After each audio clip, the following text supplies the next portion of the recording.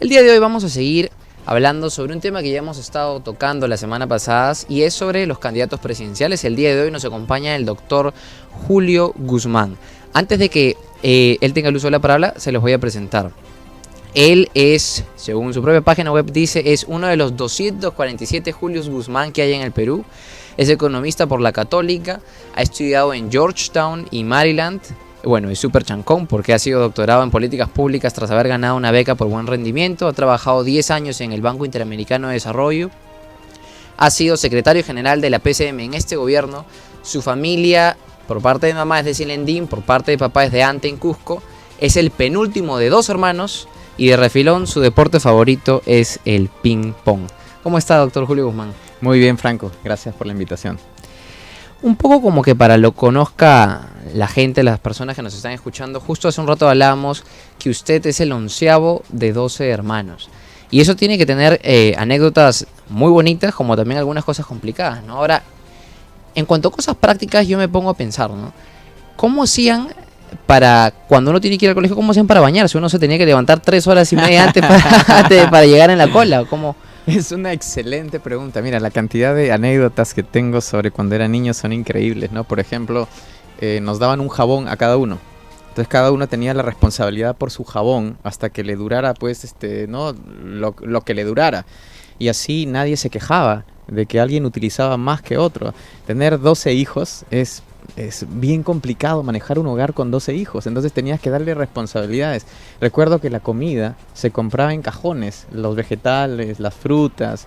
Mis papás iban al mercado central para comprar así como mayorista y para poder ahorrar. También recuerdo que, por ejemplo, en la época cuando yo era niño y sobre todo joven, el Perú estaba destrozado y cuando tú ibas a las tiendas no podías comprar más que una lata de leche o más que medio kilo de arroz. La gente hacía colas en las tiendas, entonces como nosotros éramos 12, aprovechábamos porque mandábamos a cada uno cada media hora para comprar algo. Muchas anécdotas, ¿no? de la forma en la que nos teníamos que organizar en la casa para que todo pudiera funcionar. Recuerdo que cada uno tenía una hora de salida de la casa para salir a jugar con sus amigos y una hora de llegada muy exacta. Entonces, cuando hay mucha gente en una casa, tienes que tener muchas reglas y tiene que haber mucha disciplina para que funcione, porque si no todo se vuelve un caos, ¿no? Entonces sí, tengo muchísimas anécdotas de cuando era niño y claro, y eso también viene con sus retos, porque ser el número 11 de 12 significa que era muy complicado lograr la atención de tus padres, ¿no? Imagínate, padres que llegan a la casa y tienen que darle atención y tiempo a 12, entonces era una guerra, era una competencia permanente por quién, si tu mamá o tu papá te podrían dar un poco de tiempo, ¿no? Para estar con ellos, para conversar. Ahora me imagino, quisiera que nos cuente al menos un poco. Yo pienso que una mujer ya cuando tiene un hijo, tiene hijos, despierta un instinto maternal, un instinto muy, muy, muy sano, muy bueno. Pero su mamá debe haber sido una heroína. Tener 12 hijos, su padre también, tener 12 hijos debe haber sido sumamente complicado, pero sumamente bonito. ¿Cómo eran los días del padre? ¿Cómo eran los días de la madre en su casa? Bueno, llenos de gente, era un vacilón porque todo el mundo hacía chistes todo el tiempo, es imposible no divertirse en una reunión familiar. Y entonces, muy bonito en realidad, pero bueno, la historia de mi familia, digamos, es una bonita historia, no solo por las cosas bonitas, sino por los retos. Mi padre falleció cuando yo tenía 14 años y toda la familia tuvimos que salir a trabajar. Yo recuerdo que salí a trabajar a los 15 años, estando inclusive en el colegio. Y eso complicó mucho las cosas, ¿no? Mi madre tuvo que hacerse cargo de los 12, ponérselos en las espaldas y salir adelante. Entonces, mi mamá efectivamente es una heroína. Mi mamá es una persona persistente, es una persona sólida, resiliente. Ha sido un ejemplo para todos nosotros. Y creo que la historia mía no es una historia única, sino es la historia de la mayoría de peruanos que no necesariamente tienen 11 hermanos como yo, pero te aseguro que han sufrido los mismos retos. Yo algo que digo todo el tiempo es que no solo los pobres en el Perú sufren, sino también las clases medias emergentes que son muy vulnerables y muy frágiles, como fue en mi caso. Yo nunca pertenecí a una familia pobre, pero sí te puedo decir que tenía problemas económicos todos los días, porque era una familia muy vulnerable a cualquier shock. Y efectivamente eso ocurrió cuando murió mi padre.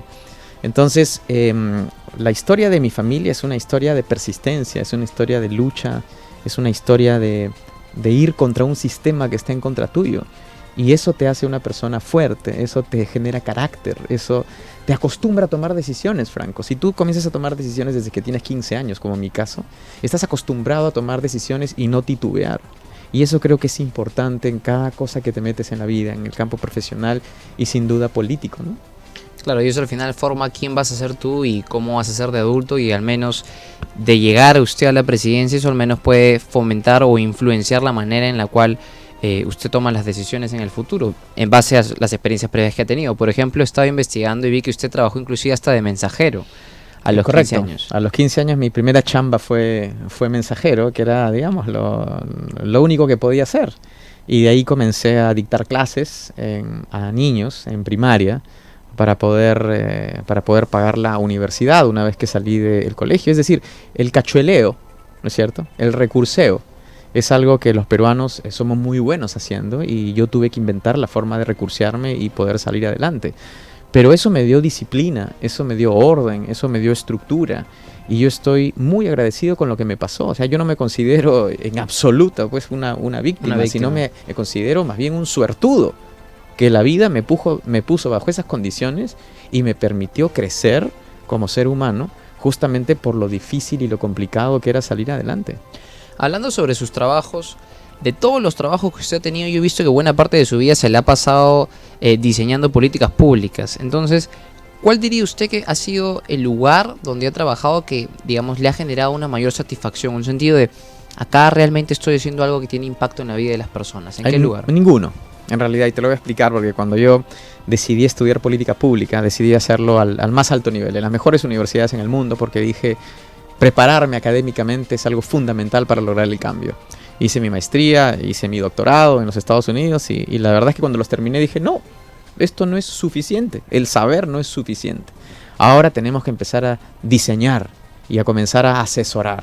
Y por esa razón hice todo el intento para trabajar en el Banco Interamericano de Desarrollo, que es un organismo internacional con un prestigio impresionante y que asesora a América Latina y a todos sus países.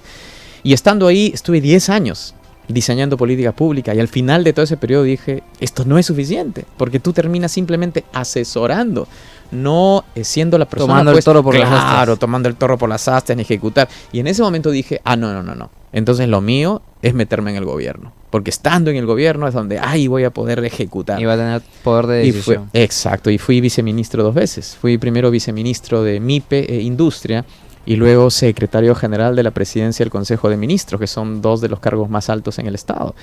Y después de un tiempo en el gobierno, llegué a la conclusión que tampoco era suficiente. ¿Y cuál es la explicación? De que tú, inclusive estando en el Estado, tú das recomendaciones, porque tú estás en cargos técnicos, y el cargo técnico es el que da cuáles son las soluciones a los problemas del país. Pero los que finalmente terminan tomando las decisiones son los políticos, son los ministros, es el presidente de la República. Y llegué finalmente, después de 44 años, a la conclusión de que la única forma de cambiar las cosas en nuestro país es llegando al poder, para que sea uno y un equipo de gente preparada las que tomen las decisiones sobre las soluciones más importantes que necesitamos. Para ser elegido presidente de la República uno tiene que ganar unas elecciones. Entonces, en las elecciones, cuando uno vota por alguien y cuando uno se presenta como candidato, es más o menos, haciendo una analogía, como si usted tuviera una entrevista de trabajo con todos los votantes acá en el Perú. Entonces, como cualquier entrevista de trabajo, siempre está esta pregunta, es ¿cuál es su mayor debilidad y qué está haciendo usted para resolverla? Entonces, esa es la pregunta que yo le hago a usted. Sí, ¿Cuál claro. es la mayor debilidad que tiene? La mayor debilidad es el perfeccionismo. Y es que cuando tú tienes una historia personal de persistencia y de lucha constante, quieres que todo salga perfecto. Quieres que todo salga bien, porque si no tienes control sobre las cosas, no te aseguras, digamos, un resultado.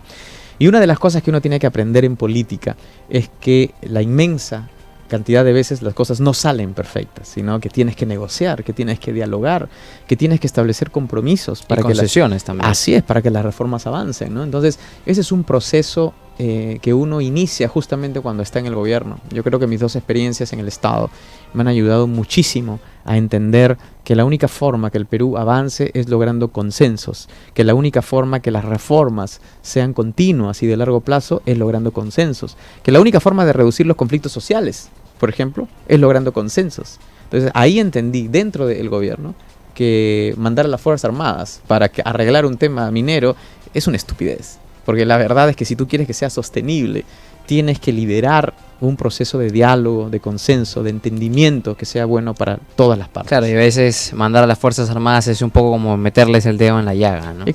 Para los violentistas es como que la Virgen se les apareció, porque lo que los violentistas quieren es enfrentarse. Exactamente. Es una fuerza de choque. Exactamente, ¿no? Y yo sí tengo claro cuál es la diferencia entre la autoridad y el liderazgo, ¿no? Y lo que el país necesita es fundamentalmente lo segundo, es liderazgo. Ese ha sido Julio Guzmán. Después del corte comercial vamos a regresar con sus propuestas para su campaña presidencial. Ya volvemos.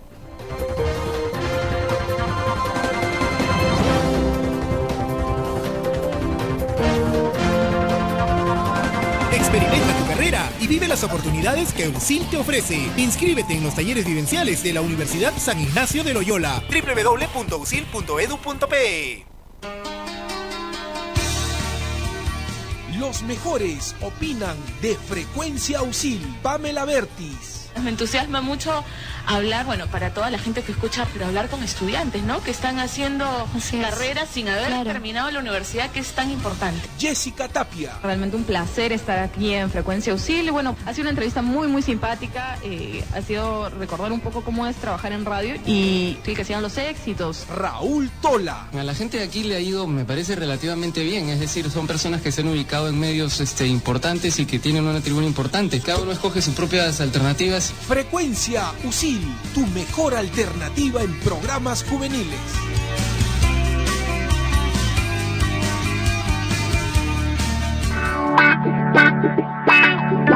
Hay 8 maneras de conquistar el mundo. USIL presenta sus 8 facultades: arquitectura, urbanismo y territorio, ciencias de la salud, derecho, educación, administración hotelera, turismo y gastronomía, humanidades, ciencias empresariales e ingeniería.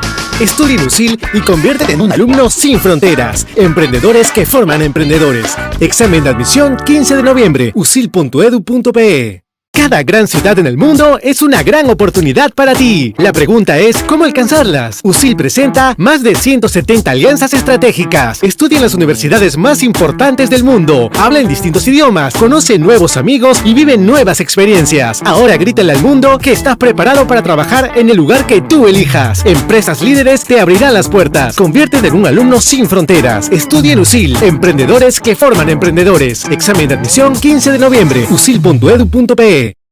Nuestros alumnos van hacia el mundo. Nuestros alumnos vienen del mundo. Todos los años más de 1000 alumnos del Perú, Alemania, China, Inglaterra, Corea, España, Francia, Estados Unidos, Canadá y más intercambian experiencias académicas, laborales y culturales en la USIL.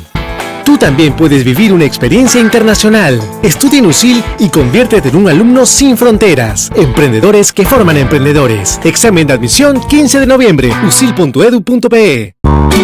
Más de 1.700 alumnos de USIL ya vivieron la experiencia de trabajar en The Walt Disney Company. Estudia, aprende y vive en la corporación de entretenimiento más importante e inspiradora del mundo. Si puedes soñarlo, puedes hacerlo. Estudia en USIL y conviértete en un alumno sin fronteras. Emprendedores que forman emprendedores. Examen de admisión 15 de noviembre. usil.edu.pe. Seguimos en Habla Franco con Julio Guzmán. Ahora vamos a hablar un poco sobre sus propuestas y he visto que uno de los temas, o digamos el enfoque principal, la visión que tiene su campaña es invertir en personas. Quisiera que nos explique en realidad qué significa o por qué pasa invertir en personas y si nos puede poner algunos ejemplos concretos. Claro, por supuesto. Mira, yo he trabajado he estado en casi 20 países. Trabajando en el BID he podido asesorar a varios de ellos. Y lo que yo veo en el mundo es que las naciones progresan porque invierten en los talentos de las personas y porque invierten en sus capacidades. No es cierto, Franco, que es la gran inversión y solo la gran inversión la que genera o la que es el motor del crecimiento y que esto genera empleo y después se reduce la pobreza. Lo que ocurre es exactamente lo contrario. Todo comienza por las personas, por sus talentos y sus capacidades, que son las que atraen inversión. Y la inversión es la que genera el empleo y se reduce la pobreza. Es decir, el motor del cambio y no solo del cambio en la innovación, en la tecnología, pero también en los cambios sociales, en la construcción de derechos para las personas, comienzan por los individuos, invertir en sus talentos. Tenemos, por ejemplo, la investigación del Premio Nobel de Economía, Amartya Sen, que un libro muy famoso en donde nos dice que el desarrollo es la libertad. ¿Y qué es la libertad? Es simplemente la formación de capacidades en la gente. Entonces, ¿cómo entendemos países como por ejemplo Israel, en donde tiene el tamaño de Ica, en donde no hay nada, desierto, rocas, y sin embargo es uno de los 20 países más desarrollados del mundo? ¿Cómo podemos entender el caso de Chile, que tiene un desierto muy grande y un poco de cobre, y sin embargo le lleva 20 años de avance al Perú?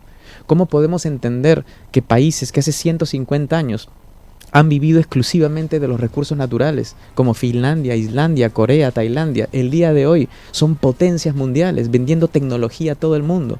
¿Cómo entendemos eso? Por una sencilla razón, porque el progreso no comienza por los recursos naturales, el progreso comienza por los talentos de las personas. ¿De qué nos sirve al Perú tener una reserva forestal impresionante si no tenemos los ingenieros, si no tenemos todos los profesionales que puedan aprovechar ese potencial que tenemos? ¿De qué nos sirve ser una de las 5 civilizaciones más grandes en el planeta si no tenemos la capacidad de generar valor a todos nuestros sitios arqueológicos? Porque no tenemos ni los funcionarios, ni los gerentes, ni los talentos para poder aprovecharlo. Y así lo mismo con la pesca, y lo mismo con la agroindustria. Entonces el problema del Perú es que no hemos desarrollado nuestros talentos, y la explicación es muy simple.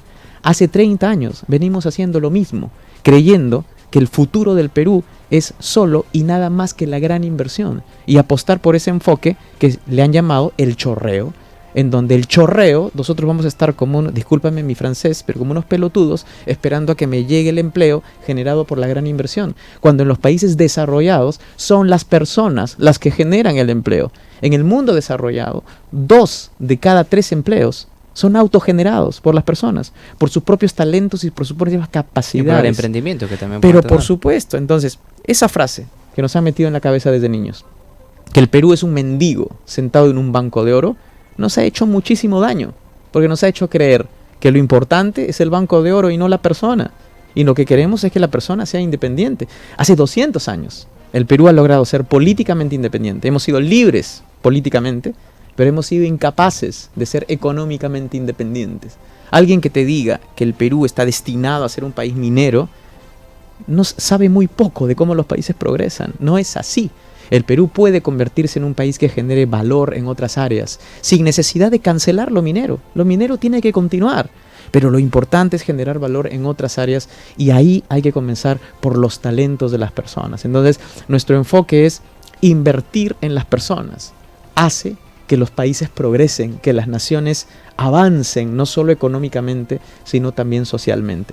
Todas nuestras propuestas de gobierno, el día de hoy tenemos 160 propuestas de gobierno, están destinadas y dirigidas a elevar las capacidades de las personas.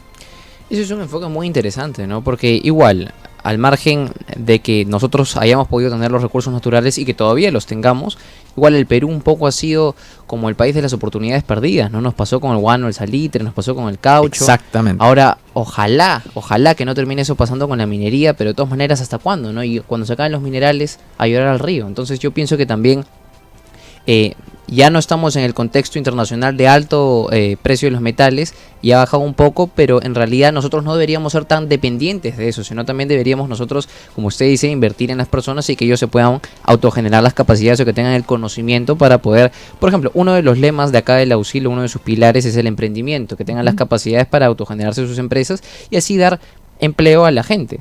Serán MIPES, usted ha sido viceministro, entonces usted debe dominar ese tema, ¿no? Así es, mira, es increíble, pero el progreso de los peruanos no depende de nosotros. Mira, la desaceleración económica que ahorita estamos experimentando es una muestra que nuestro progreso no es un tipo de progreso duradero, no está bajo nuestro control. Y eso es insostenible. Una nación no puede pretender tener un futuro si su propio progreso no está en sus manos, no está bajo su control. ¿Y por qué no está bajo su control? Porque tenemos un enfoque que se ha obsesionado estrictamente con la gran inversión, y tenemos un Estado que ha sido diseñado para servir solo y nada más que a la gran inversión. Cuando tú te preguntas por qué la calidad educativa es la peor entre 65 países, por qué el sistema de salud público no existe, por qué el crimen está por todos lados, por qué los contratos y las gestiones en las notarías no te sirven de nada porque cualquiera te las puede falsificar. Y si no llega un Orellana y perdiste tu casa. Total, ¿por qué los trámites son una pesadilla? Yo te voy a decir por qué. Todo eso ocurre porque en los últimos 30 años las personas no han sido la prioridad del Estado. Lo que ha sido la prioridad del Estado es Conga y Tía María. Entonces, por eso esas agendas, esas reformas están pendientes, porque nunca han sido una prioridad. ¿Qué vamos a hacer?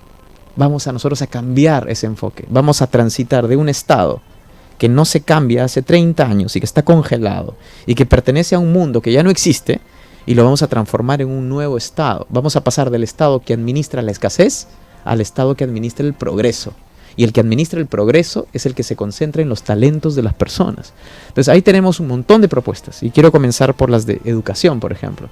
Vamos a crear un fondo que se llama Crédito 100, que es crédito al 100%, en donde todos los jóvenes, no necesariamente pobres, todos los jóvenes, solo necesitan ser peruanos, para que puedan obtener créditos para poder estudiar en la universidad o poder estudiar una carrera técnica y pagar sus créditos cuando terminen de estudiar.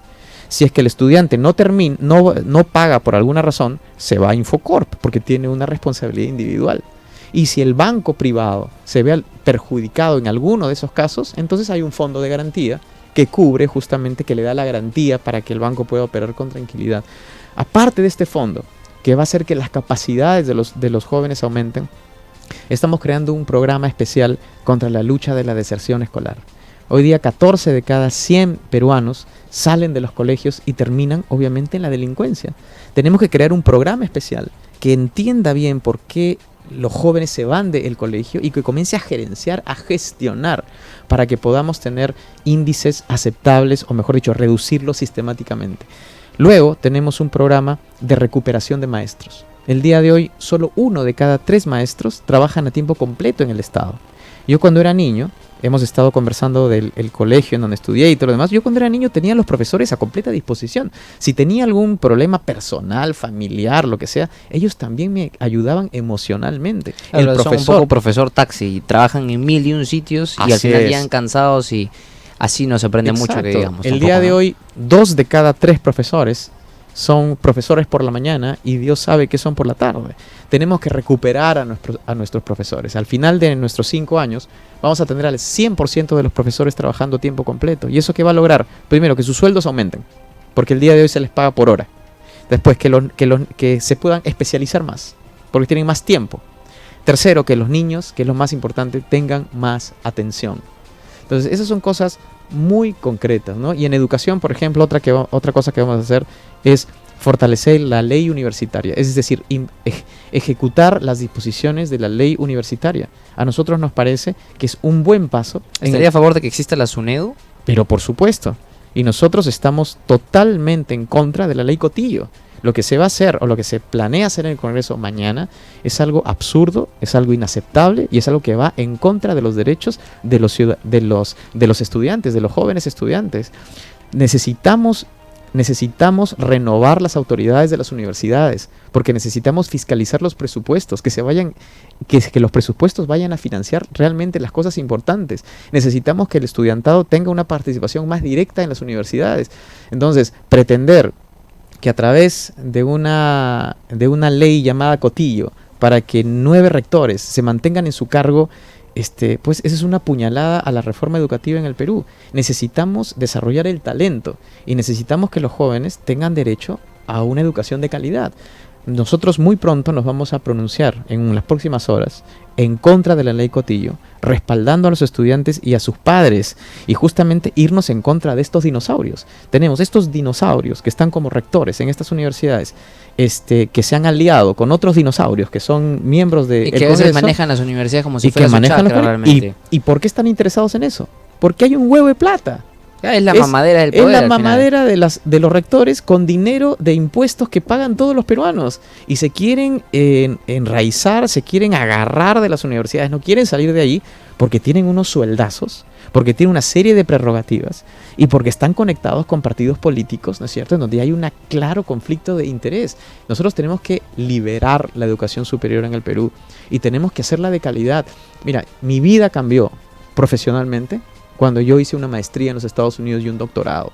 Y yo quiero que todos los jóvenes peruanos tengan la posibilidad de mejorar su educación y poder alcanzar sus sueños. Y la única forma es no venderles, ¿no es cierto?, no venderles algo, digamos, que no es contarles un cuento, hacerlos que estudien, que se esfuercen y finalmente no obtener lo que tienen. Claro, ahora, en cuanto a la inseguridad ciudadana estaba revisando unas encuestas y a agosto Ipsos había sacado una que dice que el 90% se siente inseguro en las calles y el 59% se siente en sus casas. Por ejemplo, Cecilia, que está ahí tras bambalinas un poco, vive en el Callao y ella para un poco, bueno, para aterrada realmente cada vez que viene acá, siempre cuenta un montón de anécdotas.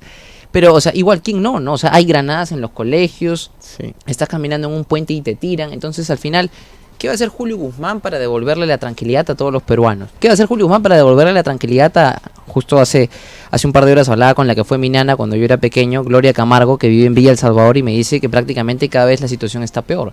¿Qué va a hacer usted para atacar ese tema? Soluciones serias para acabar con el crimen. Nosotros estamos proponiendo la creación de los CAR, que son los Comandos de Acción Rápida. Son los 10.000 mejores policías que tenemos de todos en la Policía Nacional.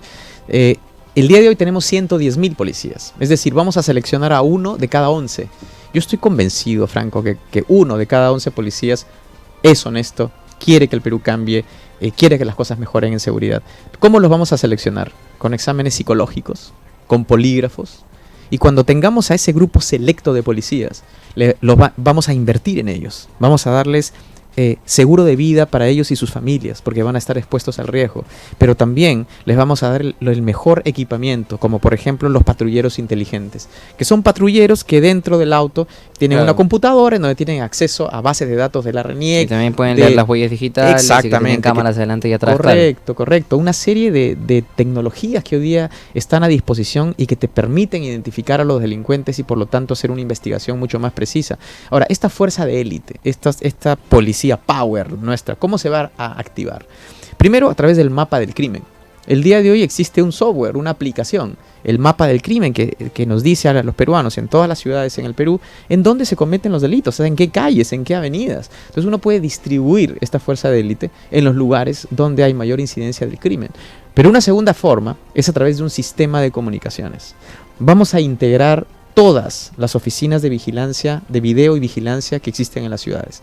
Muchos distritos han invertido en estos centros de vigilancia, todos los conocemos, pero no están interconectados entre ellos. Es decir, un delincuente pasa de un distrito a otro y te fregaste, no hay forma de seguirlos, y tampoco están conectados a una fuerza de élite para que puedan, digamos, reaccionar de forma inmediata.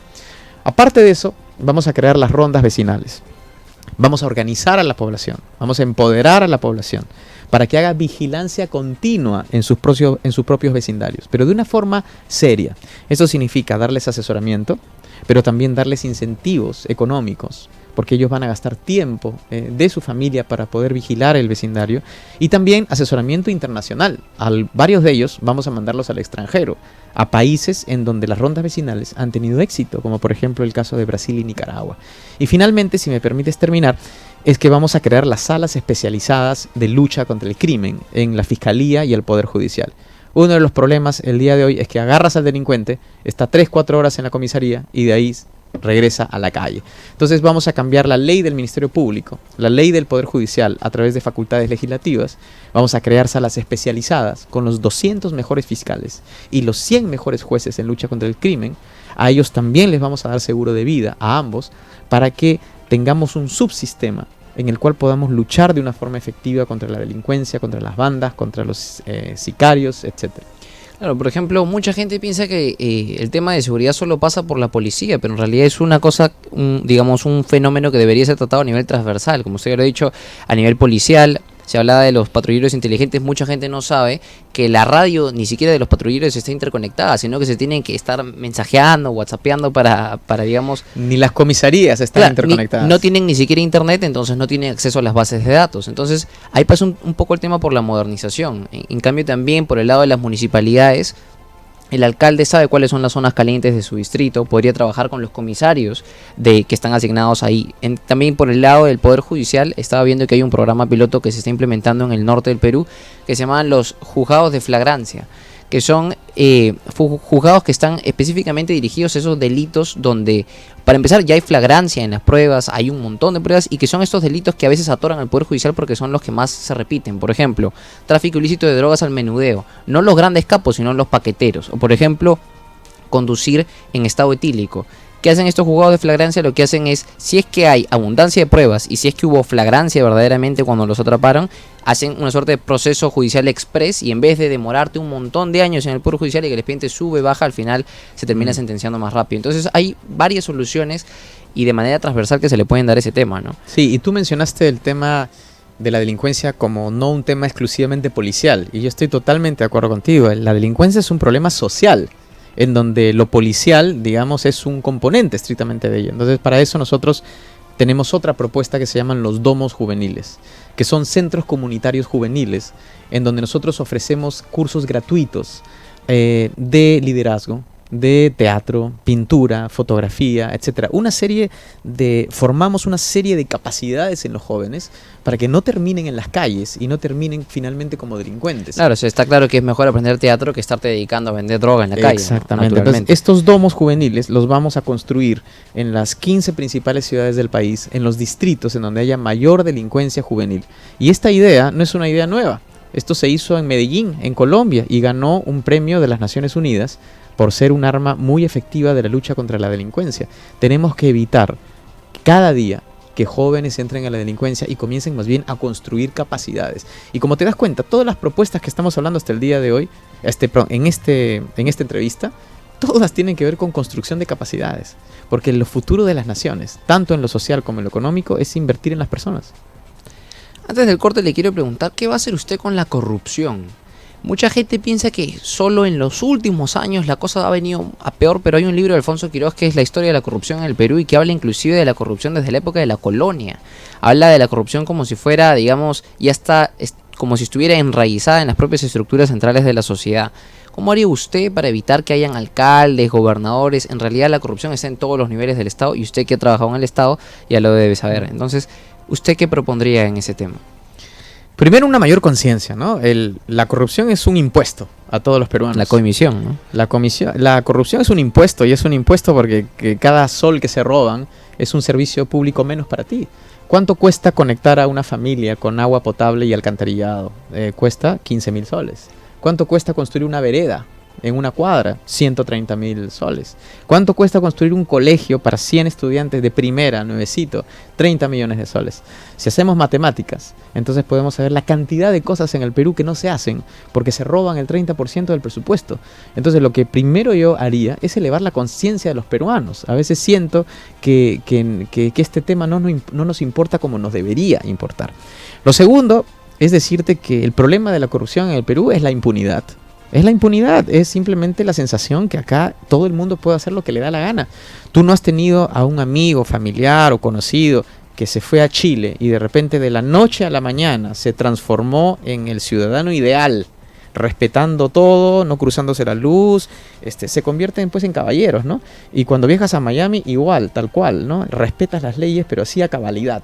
Entonces, ¿qué es esto? ¿Cuál es el problema de la corrupción? ¿Es un tema de valores? ¿Es un tema de personas? ¿O es un tema simplemente que la ley en un lugar se cumple y en otro lugar no se cumple? Que es el caso peruano. Entonces, lo que tenemos que hacer en el Perú es que las normas se cumplan. Y para eso tiene que estar liderado por el presidente de la República. Y un presidente que no le deba un mango a nadie. O sea, ningún presidente que está vinculado con el narcotráfico va a luchar contra la corrupción. Ningún presidente que está vinculado o que tiene procesos judiciales por caso de corrupción va a luchar contra la corrupción. Ningún presidente que a su alrededor tiene gente que ya está involucrado en casos de corrupción en gobiernos anteriores va a luchar contra la corrupción. El único presidente que va a luchar contra la corrupción es el independiente, el que no le debe nada a nadie y el que no ha recibido favores de nadie. Entonces, esos somos nosotros, todos por el Perú. Ahora, algunas soluciones concretas, al grano. ¿De dónde viene buena parte de la corrupción? De las licitaciones públicas, de las licitaciones de las obras públicas. ¿Por qué ocurre? Porque tienes un sistema de licitaciones que es de la época jurásica, ¿no es cierto? De los dinosaurios estos que tenemos ahora, que fueron los que hicieron ese sistema de licitaciones hace 30 años, en donde te piden un montón de requisitos, es recontra engorroso, recontra Y complejo. uno se quiere saltárselo con una garrocha. Claro, ¿no? entonces, los deshonestos, ¿qué hacen? Te falsifican todos los documentos, se van a zángaro y participan en las licitaciones. ¿Y qué hacen los proveedores honestos? No pueden participar porque tiene supuestamente muchos requisitos. Entonces, tenemos que flexibilizar la ley de licitaciones, tenemos que hacerla más transparente, tenemos que cambiar los criterios, que el criterio precio ya no sea lo importante, sino ahora que el criterio calidad sea lo importante. Otra cosa que hay que hacer, cambiar el enfoque de la Contraloría. La Contraloría va ahora con su lupa como investigador a ver qué cosa salió mal después que se ha entregado la licitación, cuando ya se cometió el delito. Lo que vamos a hacer nosotros es que los funcionarios de la Contraloría sean parte de los equipos que diseñan el proceso de licitaciones, con lo cual nos vamos a garantizar que no haya nada irregular y vamos a permitir que los funcionarios honestos no tengan temor y puedan firmar con tranquilidad. Otra medida de corrupción: recompensas para todos los ciudadanos que denuncien casos de corrupción con evidencia, así como en los 90s se hizo Un lo mismo. sistema de delatores. Claro, en los 90 se hizo para los terroristas. Entonces yo me pregunto, ¿por qué no podemos hacer esto con los corruptos, los corruptos. ahora? Con evidencia, y damos recompensa. También otra medida importante es reforzar la UIF, que es la Unidad de Inteligencia Financiera, que el día de hoy le dicen el manco, ¿no? Le dicen el manco, porque solo tiene una mano, lo único que puede hacer es investigar, pero no tiene la otra para poder sancionar. ¿No es cierto? Entonces, todos esos cambios son cambios que se pueden hacer en el Perú, pero que comienzan por tener la voluntad política de hacerlo. Ahora, regresando al corte, vamos a seguir con el doctor Julio Guzmán hablando sobre Gamarra. ¿Qué hacer con Gamarra, que prácticamente se está yendo en picada? Ya volvemos.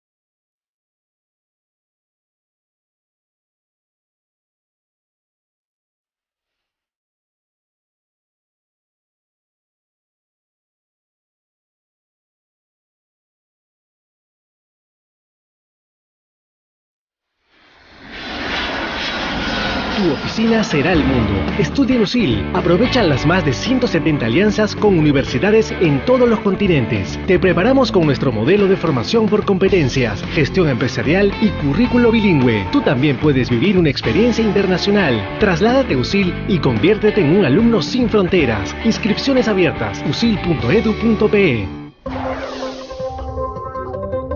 Buenas tardes a todos y todas, son las 5:50 y estamos aquí con el doctor Julio Guzmán después de un ligero temblorcito y vamos a hablar sobre Gamarra. Gamarra es el símbolo nacional del emprendimiento peruano. Gamarra, digamos, simboliza esa clase, digamos, pujante que quiere tratar de poner su pequeño stand, su pequeño negocio, nuestra industria de confecciones, ¿no? Entonces, yo, por ejemplo, yo he trabajado como practicante en la Comisión de Fiscalización de Dumping y Subsidios. Y estuve ahí también cuando la sala, cuando digamos el tribunal, que era la segunda instancia, revocó la resolución que le impuso derechos anti-dumping a la ropa que venía de China. Entonces al final eso generó que todos los importadores, los grandes importadores, por ejemplo Saga, Ripley, etcétera, etcétera, que hayan pagado los derechos antidumping al final se le tenga que devolver la plata, efecto número 1. Y efecto número 2 es que al ya no tener estos derechos antidumping, al final se genera el incentivo para que se importe más ropa proveniente de China y al final los productores peruanos como que no pueden competir porque la ropa china evidentemente es más barata, ¿no? Entonces es unido a otras fallas estructurales que tiene Gamarra, como por ejemplo que no hay, y en el negocio de la moda eso es muy importante, la personalización, hay modelos masivos, a veces no es tan seguro. Entonces Gamarra, a pesar de tener el tema de el comercio desleal internacional de repente, con el dumping, tiene fallas estructurales. Entonces, ¿qué hacer con Gamarra? Porque si no, y a este paso, puede ser que por ahí termine desapareciendo en un par de décadas, si no años, ¿no? Mira, yo no creo que los chinos sean la culpa de que Gamarra está mal. Yo creo que el problema de Gamarra es que está abandonado por el Estado, punto. Cuando tú te vas a otros países en el mundo, yo los he visto, los productores progresan y salen adelante porque tienen apoyo de su Estado. El Perú es el único país rarísimo en donde los productores y las empresas están abandonadas a su suerte y donde tienes un Estado que no los apoya y ellos salen adelante no gracias al Estado, sino salen adelante a pesar del Estado. Entonces, ¿cuál es nuestra propuesta concreta? Crear la Autoridad Autónoma de Gamarra. La Autoridad Autónoma de Gamarra es un concepto recontrapoderoso. Es un grupo, es un directorio en donde la participación mayoritaria es de los productores y una participación minoritaria del Estado, que tienen una gerencia de unas 30 personas, tipo sector privado, con sueldo de sector privado, todas pagadas por el Estado, y que su función es llevar a Gamarra a que dé el gran salto y se posicione en el mundo. Cosas concretas, por ejemplo, una gerencia que se encargue de todo lo que es servicios públicos, resolver los problemas de la limpieza. Gamarra es un asco, que resuelvan todos los problemas de la energía eléctrica para que estén tranquilos, sin ningún riesgo a que haya ninguna catástrofe como hemos visto en otros lugares. Que Gamarra tenga la posibilidad de tener acceso masivo al internet. Otra gerencia que se encargue de la parte de infraestructura. Gamarra necesita un centro de convenciones. Necesita un centro de convenciones para sus conferencias, seminarios, pasarelas, etcétera. Otra cosa importante, que tenga una gerencia que se encargue de todas las ferias internacionales para organizar a los productores de Gamarra y que vayan a las ferias en distintos países, aprovechar contactos, hacer contratos. También otra gerencia que se encargue de todo lo que es asesoramiento empresarial. Asesoramiento empresarial para que las empresas de Gamarra puedan salir adelante, puedan crecer. Su propuesta está poderosa porque al parecer el temblor ha seguido. Hacemos una pausa y regresamos después.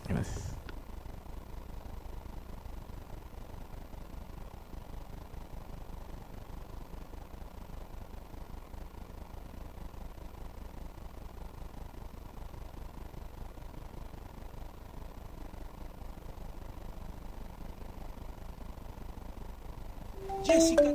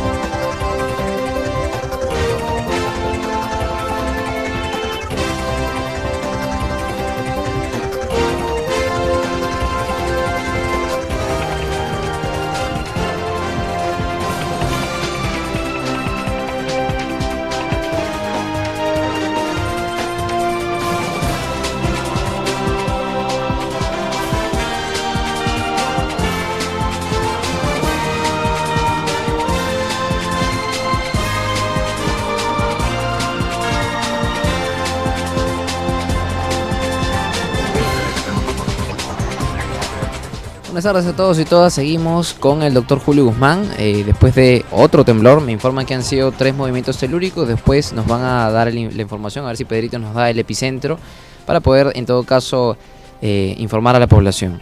Bueno, seguimos hablando. Yo le quería hablar antes del corte acerca del patrimonio histórico.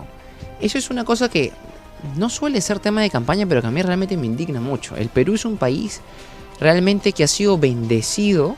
El Perú actualmente, su territorio, ha estado poblado desde hace miles de años con civilizaciones. Inclusive hemos un imperio, la capital del imperio incaico inclusive estuvo en el Cusco, que es el Perú.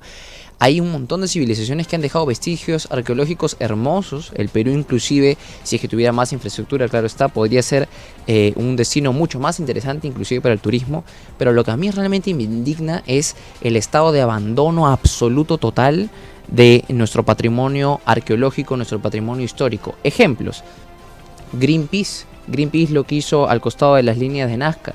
Si bien ha sido una irresponsabilidad de su parte, que querían, generar conciencia, al final terminaron haciendo, en mi juicio, una salvajada. Pero por otro lado te revela que es muy fácil entrar a las líneas de Nazca. Sí, cuando uno pasa por la carretera, ve unos alambres ahí medio rotosos ahí. En realidad sería un milagro. En realidad es un milagro que las líneas de Nazca no estén todas destruidas. Por ejemplo, uno también cuando va al norte y ve las huacas, por ejemplo, Huaca del Sol, Huaca de la Luna, hay una parte en que tú estás en la carretera y ves y son cerros, pero son cerros que tienen escaleras. ¿Por qué? Porque son huacas que no se han restaurado todavía. O por ejemplo que tienen un montón de huecos, y es porque los huaqueros ya se han llevado un montón de cosas. Entonces, ¿qué hacer para poder rescatar todo ese patrimonio arqueológico y evitar, en todo caso, que no se siga destruyendo, que no se siga grafiteando, que no se siga construyendo o cosechando cosas encima de las huacas que tenemos? Muy bien. Primero, yo creo que el Perú no estamos bendecidos por eso. Eso lo hemos construido nosotros. Nosotros hemos construido un imperio. Y lo hemos construido sobre la base de valores muy sencillos. No seas ladrón, no seas mentiroso y no seas ocioso. Y el Perú va a volver a ser grande si recordamos esos valores. Primero, recordar que eso lo hemos hecho nosotros. Y por lo tanto tenemos que conservarlo. Ahora, ¿qué es lo que se puede hacer? Mira, los sitios arqueológicos tienen valor. Es decir, tienen un museo de sitio, tienen una cafetería, tienen información, tienen accesos a carreteras. Eso da valor a un sitio arqueológico, y el mantenimiento, por supuesto. ¿Por qué eso en el Perú no ocurre? Por 2 razones. Porque no se le asigna el presupuesto adecuado, pero la segunda, porque no tenemos las capacidades en los ministerios para poder hacer que eso sea una realidad. Voy a ir a un caso concreto: Chan Chan. Si te vas a Chan Chan en el norte, te pones a llorar por el descuido en el que se encuentra, por la falta de atención que tiene Chan Chan. ¿Cuál es el problema? Para que la inversión privada pueda entrar en el sitio arqueológico, o una asociación público-privada con el Estado y un privado puedan generar valor a Chan Chan en estas condiciones que te digo, se necesitan estudios de factibilidad. Un estudio técnico que es muy sofisticado, en donde nos diga cuál es la proyección de ingresos, cuál es la rentabilidad, el flujo de turistas, etc. Estos estudios están a cargo ¿de quién? Del Ministerio de Comercio y Turismo. Y el Ministerio de Comercio y Turismo, el Viceministerio de Turismo, no tiene la gente capacitada para poder llevar a cabo los estudios que se requieren. El día de hoy tienen menos de 10 personas. Esa oficina que se encarga de hacer los estudios de factibilidad de todos los proyectos de inversión público-privada para darle valor a los sitios arqueológicos tiene menos de 10 personas. Y en el Perú tenemos una demanda inmensa por rescatar todos nuestros sitios arqueológicos. Si a eso le sumas que el presupuesto del Viceministerio de Turismo es para llorar, porque es poquitísimo el dinero que tiene, entonces ahí tienes la respuesta, algo muy concreto. Entonces a mí me sorprende que en el presupuesto de la República tengamos cosas tan increíbles como el presupuesto que tiene el Congreso de la República, cuyo presupuesto se ha duplicado en los últimos 5 años, el número de empleados en el Congreso se ha cuadriplicado en los últimos 5 años, ¿no es cierto? Y sin embargo el presupuesto para recuperar nuestros sitios arqueológicos no lo ha hecho a la misma velocidad. Entonces es el tipo de inconsistencias que hay en el país. El Congreso de la República nos da vergüenza a la mayoría de peruanos. No necesita seguir creciendo a las tasas que crece. Cuando un país crece no significa que necesite un Congreso más grande. Claro. Es obvio. Entonces ese tipo de inconsistencias son las que tenemos que corregir y ponerle las prioridades en donde deberíamos estar. Apostar por el turismo además tiene otra ventaja, que es contracíclico. ¿Qué significa eso? Que cuando la economía se desacelera, los flujos de turistas no necesariamente tienen que desacelerarse y puede ser una fuente de ingresos en momentos en los que el país, digamos, no está en las mejores situaciones. Entonces, ese es el tipo de cosas, agendas olvidadas que tiene el gobierno, porque como te repito, más importante para el gobierno ha sido Conga, más importante que este tipo de agendas. O más importante para el gobierno han sido otras agendas. Otras agendas. Agendas. Otro tipo de agendas, exactamente. Y sobre eso vamos a hablar, pero más adelante. Ahora, hay una sección en el programa por la que han pasado todos los candidatos y usted no va a ser la excepción. La idea es que yo le voy a hacer un par de preguntas en realidad muy, muy concretas. Un poco así, sin anestesias y preguntas rápidas. Y usted, la idea es que usted responda sí, no, después si quiere fundamenta. Pero primero el sí y el no, para que más o menos la gente sepa dónde está parado Julio Guzmán en algunos temas un poco espinosos. Aunque no todas las respuestas son sí y no, porque la vida no es sí y no. Sino... En todo caso, puede hacer la explicación correspondiente. Por ejemplo, el primer punto, me imagino ya su respuesta porque ya lo dijo en una parte del programa, ¿no? Las Fuerzas Armadas en las calles, ¿sí o no? No, definitivamente no. No, ya se hizo y no funcionó. Se ha hecho en El Salvador, murieron niños, bebés, por el uso indiscriminado de la fuerza, por las balas perdidas. Eso no atrae las inversiones, sino las ahuyenta.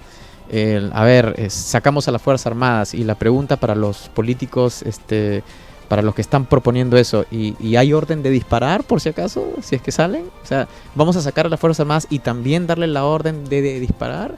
Mi otra pregunta es, si alguien se roba un celular, ¿el soldado va a salir persiguiéndolo con una ametralladora por las calles? O sea, son cosas absurdas. Lo importante son las soluciones serias, técnicas, de las cuales ya hemos hablado en el bloque anterior para la lucha contra el crimen. Hablando de lucha contra el crimen, mucha gente a veces quiere más represión. Y en ese sentido la pregunta es, ¿pena de muerte? ¿Sí o no? No, pena de muerte no. Mira, por una sencilla razón. Si mañana todos los peruanos nos ponemos de acuerdo en que tenemos que aplicar la pena de muerte, nos demoraríamos entre 4 o 5 años en aplicarla, porque teníamos que denunciar el Pacto de San José de Costa Rica, todos los pactos de derechos humanos que el Perú ha firmado. Y también hay un tema constitucional porque la razón de ser de la cárcel es resocializar, entonces no puedes matar porque matándolo no resocializas, entonces hay que también cambiar temas ahí en la Constitución. Entonces, nuevamente, es una propuesta absolutamente populista que engaña a los peruanos y que los políticos dinosaurios de siempre tratan de aprovechar nuevamente para volver a engañar a los peruanos. Aborto en caso de violación. Sí. La despenalización del aborto. Matrimonio igualitario, unión civil o ninguno. Sí. Matrimonio igualitario. Matrimonio igualitario, unión civil. Nosotros estamos por invertir en las personas y lo que queremos hacer es construir derechos para todos. ¿El Perú debería indemnizar a terroristas? Cada caso es distinto. En principio no. El terrorismo le ha costado mucho al Perú. Pero si es que hay algún caso que se defiende a nivel internacional, yo creo que la reacción del Perú no es patear el tablero, sino acatar lo que la Corte Internacional diga. No solo acatarlo, sino defender nuestro caso. Y si se llega a perder y la Corte Interamericana de Derechos Humanos dice Perú paga. Acatarlo, pero eso va a ser una falla de nuestra defensa. Si nosotros estamos convencidos y tenemos los argumentos en que nosotros tenemos la razón, entonces en lugar de quejarnos y de decir que este espacio, esta corte caviar no existe, no, en lugar de quejarnos, deberíamos armar bien nuestra defensa para ganar nuestros casos, porque estamos convencidos que tenemos la razón y porque tenemos la evidencia. Entonces eso es lo que el Estado no hace, pues. Entonces una pregunta que se desprende de esa es, ¿usted entonces haría incompetente a la Corte Internacional de Derechos Humanos para revisar los casos relacionados a terrorismo? No, a mí me parece que pertenecer a la Corte Interamericana es algo positivo, es un avance del Perú como sociedad, y si hay veces en que no nos gusta las opiniones de la Corte, lo que tenemos que hacernos es prepararnos mejor para defendernos como país, como Estado, punto. ¿Legalizar alguna droga? No. Ninguna. ¿Eutanasia? No. ¿Indulto a Fujimori? No. Tampoco. Salvo en caso humanitario. Ahora vamos a hablar un poco sobre en realidad la coyuntura política que anda un poco movida, ¿no? Por ejemplo, el PPC está viviendo una guerra civil dentro de su organización. Están los reformistas versus los institucionalistas, está Lourdes versus Castro.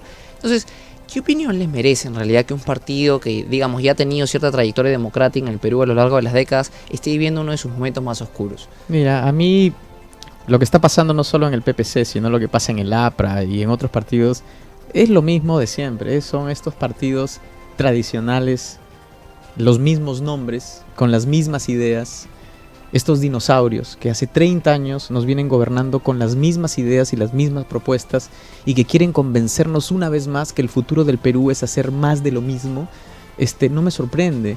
Y justamente los responsables que el día de hoy la gran mayoría de peruanos esté buscando una cara nueva, una figura nueva, con un enfoque moderno, los grandes responsables son ellos, porque ellos no han permitido que dentro de sus propios partidos jóvenes políticos salgan adelante, porque ellos quieren ahí pues enraizarse, quieren agarrarse, quieren estar siempre visibles, quieren ser los que mueven la pelota todo el tiempo.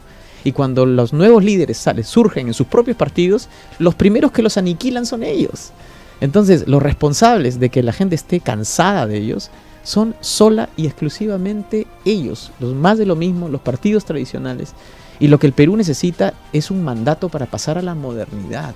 Y eso requiere un enfoque totalmente distinto. Entonces, las alianzas del PPC o del APRA, mira... ¿Las ve naturales para empezar? Mira, yo las veo irrelevantes. Cuando más de lo mismo se junta con más de lo mismo, el resultado es más de lo mismo. O sea, tal cual. Ahora, el presidente ha insinuado que su esposa Nadine Heredia es víctima de violencia de género producto de todo este supuesto bullying que le hace la concentración de medios en todos los titulares. ¿Qué opina usted acerca de eso? Yo creo que la primera dama debería dedicarse a responder a las preguntas que le hace el Congreso y responder todas las inquietudes que tienen los peruanos sobre lo que está pasando. Ahora, habiendo dicho eso y diciendo que este proceso tiene que llegar hasta las últimas consecuencias, también digo de que las agendas de Nadine no es el único tema prioritario de la nación. Acá tenemos problemones que tenemos que resolver y nadie los está discutiendo, para comenzar por la seguridad ciudadana. A ver, yo quisiera que el Congreso le dedique también un poco más de tiempo en discutir eso. A mí también me gustaría que el Congreso comience a discutir reformas de reactivación económica, y no lo hace. A mí me gustaría que el Congreso, en vez de estar haciendo tonterías como promoviendo la ley Cotillo, ¿no es cierto?, estuviera promoviendo medidas para defender los intereses de los estudiantes. Entonces, los problemas de la gente, lamentablemente, Franco, no están entre las prioridades que tiene el Congreso y los políticos el día de hoy. Yo me la paso caminando por las calles, entrando a los mercados, casi todos los días. Y te puedo decir que a la gente le preocupa menos esos temas y le preocupa más el hecho que no vea a un policía en 3 días. La gente me dice, Julio, yo no veo un policía en 3 días. Julio, tú subes a las escaleras que se han construido en los cerros y a partir de las 10 de la noche te están cobrando cupos. Un peaje, entonces. Te cobran entre 1 sol y 3 soles para que subas o para que bajes. Julio, hace días están matando a los dirigentes comunales en nuestros distritos. Y sin embargo, en la política nacional se discuten temas totalmente ajenos. Entonces, que los políticos de siempre no se sorprendan cuando la gente siente total desconexión con ellos. Porque justamente no tratan los problemas que a la población peruana les interesa, la educación de sus hijos. Esos son los temas prioritarios. Por eso, todas nuestras propuestas, como tú estás escuchando, van a la vena. Van a la vena. Educación de los niños, educación de los jóvenes, salud para todos, simplificación de trámites. Vamos a hacer clima de negocios, emprendimientos. Tenemos 3 propuestas para mejorar los negocios y los emprendimientos. Nuestra propuesta del mercado del progreso, un fondo de 1.000 millones de soles, una ventanilla única, en donde todos los negocios tengan acceso a cientos de servicios empresariales de toda índole, finanzas, contabilidad, certificaciones, estándares de calidad, cómo exportar a todos los países con los que tenemos tratados de libre comercio, etcétera, etcétera. Para la agricultura tenemos el Banco Agrario, el fortalecimiento del INIA para el mejoramiento de semillas, los centros de asistencia técnica para los pequeños productores. Todas esas propuestas son propuestas que a la gente les interesa. Nosotros no estamos en lo etéreo, no estamos en las propuestas o en absurdas, las pugnas políticas, esa es la idea. O en las propuestas absurdas, ¿no? Un candidato que te dice, vamos a crear 2,5 millones de empleos. O sea, ¿quién se cree ese cuento? Los empleos no los crea el Estado. Los empleos los crean las personas y las empresas, no el Estado. Otro candidato que te dice, vamos a crecer al 7%. Es una gran mentira. El Perú, en el mejor de los esfuerzos, puede crecer al 5%. Y justamente los responsables que solo podamos crecer al 5% son ellos, los dinosaurios. Porque debido a que no hicieron la reforma educativa en su momento, debido a que no solucionaron el tema de la tramitología, debido a que no han podido crear un clima de negocios apropiado, es que hoy día solo podemos crecer 5%. Ahora, respecto a tu campaña en sí, ¿cómo quisieras que se conforme tu plancha presidencial y tus listas congresales? ¿Ya estás al menos convocando a algunas personas? ¿Cómo al menos quisieras que sea el perfil de la gente que está en tu plancha y en tus listas congresales? Por supuesto, ya les estamos comenzando, tenemos un buen número de candidatos al Congreso y algo que hemos hecho es romper con la tradición, romper justamente con los dinosaurios de siempre.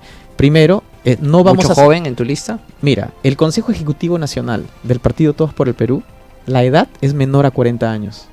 Eso es involucrar a los jóvenes. Otra cosa que estamos haciendo con los jóvenes es que estamos identificando las 500 más altas posiciones de gobierno en una iniciativa que se llama la Liga de los 500.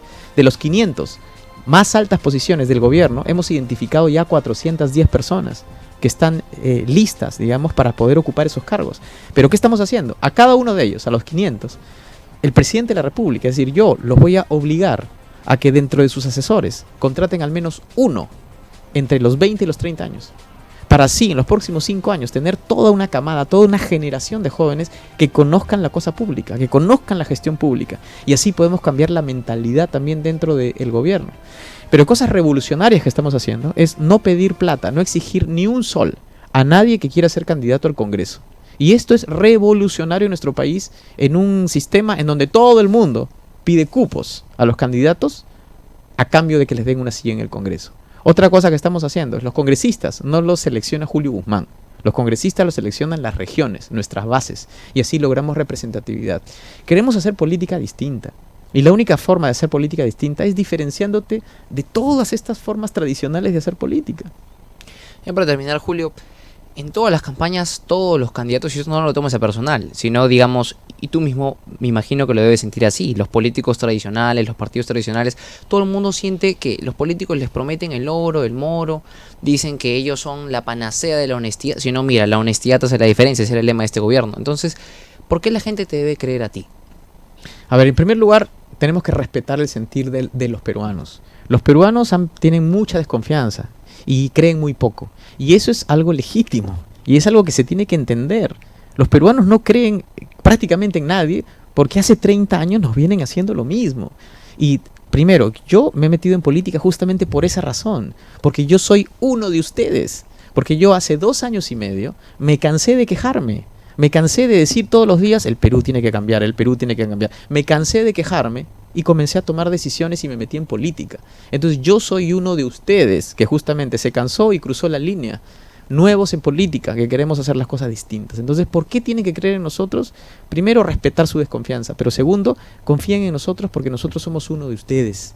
Porque nosotros sentimos lo mismo que ustedes. ¿Y por qué? Porque el Perú necesita un enfoque distinto.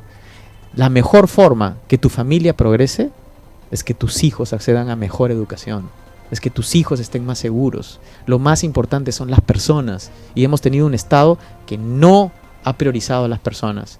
Todas las naciones en el mundo, desde una perspectiva económica, antropológica, sociológica y hasta religiosa, apuntan a que el centro del Estado y el centro del progreso y el centro de la civilización es el individuo. Y ahí tenemos que meter todas nuestras balas. En el Perú no hemos hecho eso.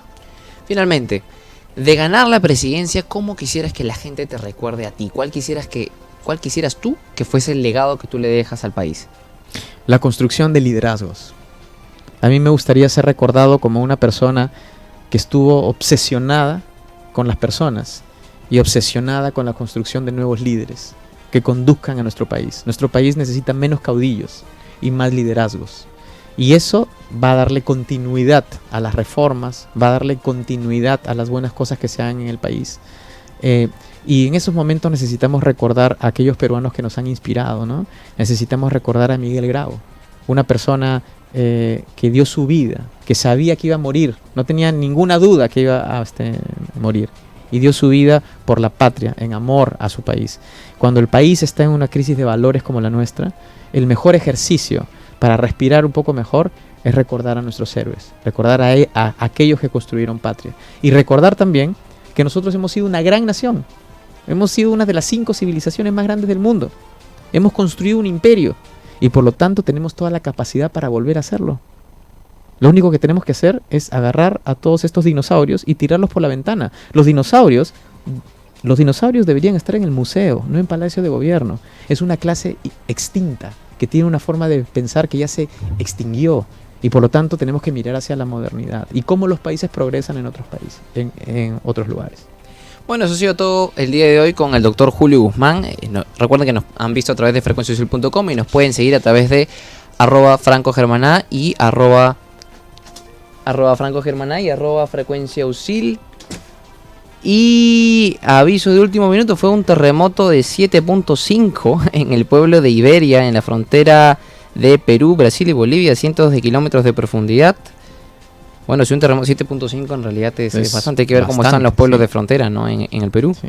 Vamos a estar en el próximo programa con un poco más de información acerca de eso. Julio, ¿tienes alguna red social para la cual la gente te pueda seguir? Facebook, gracias, Twitter. Gracias. Sí, quiero invitar a todos a nuestro Facebook, que es Julio Guzmán 2016, y a nuestro Twitter, Julio Guzmán Perú, en donde nos pueden seguir. Ahí están nuestras propuestas, nuestras actividades diarias. Somos la opción política que tiene la mayor interacción en redes. Ahora tenemos mucha presencia en redes. Y los invito a todos a que nos sigan, a que nos conozcan más, porque esta campaña es de todos y es una campaña que va a incidir mucho en el boca a boca a nivel nacional. ¿Cuál es tu símbolo? El símbolo es la antorcha. Somos el partido Todos por el Perú, el partido morado, porque nuestro color es morado. Y es un partido, como te digo, de todos, es una campaña de todos. Yo he hecho una convocatoria nacional, mira, otra cosa revolucionaria, una convocatoria nacional a todos los peruanos que quieran participar en política, para que sean militantes del partido, para que sean candidatos al Congreso y para que asuman cargos de liderazgo en nuestro partido. Bueno, amigos, ya lo escucharon, eso fue el doctor Julio Guzmán aquí en Habla Franco por Frecuencia USIL. Ya nos vemos la próxima semana, el martes a las 5 de la tarde. Chau.